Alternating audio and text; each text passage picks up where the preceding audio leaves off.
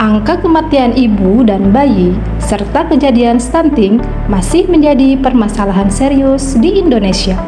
Permasalahan ini bukan hanya terkait medis, tetapi juga dipengaruhi oleh kurangnya pengetahuan, keterlambatan deteksi risiko, serta sistem pelayanan yang belum sepenuhnya terintegrasi. Berdasarkan data Dinas Kesehatan Kota Tasikmalaya, pada tahun 2022 terdapat sebanyak 20 kasus kematian ibu, 85 kasus kematian bayi, serta 5.646 balita mengalami stunting.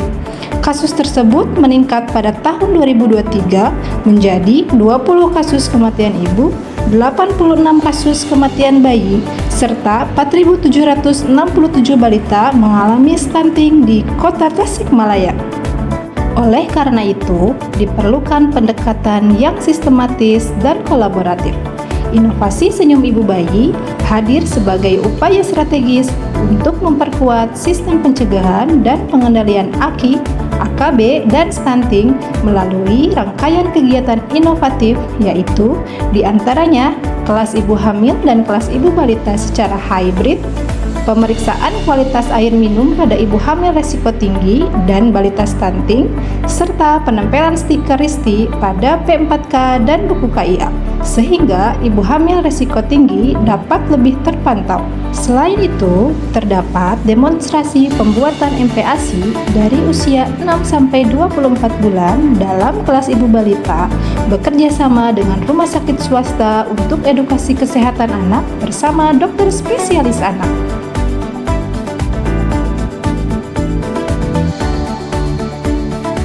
Kami membentuk inovasi ini dengan tujuan utama untuk meningkatkan derajat kesehatan masyarakat di wilayah kerja Puskesmas Tawang. Inovasi Senyum Ibu Bayi selaras dengan misi Asacita Presiden poin keempat, yaitu pencegahan terjadinya stunting pada anak dan memperbaiki kualitas gizi, air bersih, dan sanitasi masyarakat dalam mengatasi ancaman stunting dan gizi buruk. Karena inovasi ini secara aktif melakukan pelayanan kesehatan kepada ibu dan anak, disertai penguatan pemberdayaan keluarga dan masyarakat. Inovasi ini memberikan kontribusi terhadap capaian prioritas nasional ke-1 tentang penguatan sumber daya manusia, pendidikan, dan kesehatan, serta berkontribusi terhadap langkah kelima RPJMD Provinsi Jawa Barat, yaitu terjaminnya layanan kesehatan.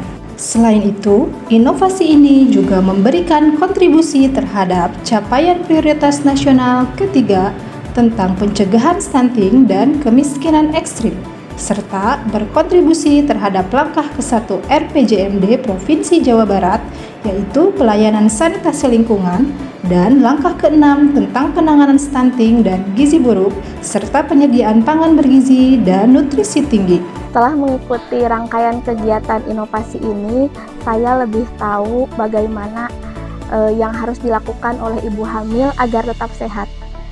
Mengikuti kelas ini tentang manfaat, jadi saya tahu perkembangan dede bayinya gimana, praktek atas buat MPASI-nya caranya gimana. Inovasi ini dapat meningkatkan kualitas kesehatan ibu dan bayi, serta memberikan dampak positif terhadap peran aktif dari stakeholder dan keluarga untuk ikut terlibat dalam memantau kesehatan ibu hamil dan balita, sehingga dapat menurunkan angka kematian ibu dan bayi serta kejadian stunting di Kota Tasikmalaya.